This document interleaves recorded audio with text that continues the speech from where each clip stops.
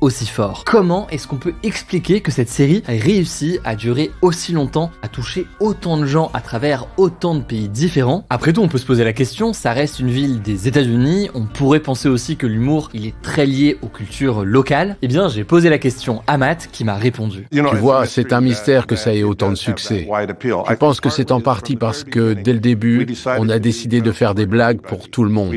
On s'est dit que c'était OK de faire une blague que les enfants ne comprendraient pas forcément, qu'ils saisiraient pas forcément les références au cinéma, à la littérature ou autre. Et c'était pas grave. En télé, normalement, t'es censé ne jamais embrouiller ou choquer qui que ce soit. Et nous, on a fait l'inverse. On s'est dit, OK, il y aura des blagues pour les enfants, des blagues très bêtes, très drôles, et puis des blagues plus subtiles pour les adultes.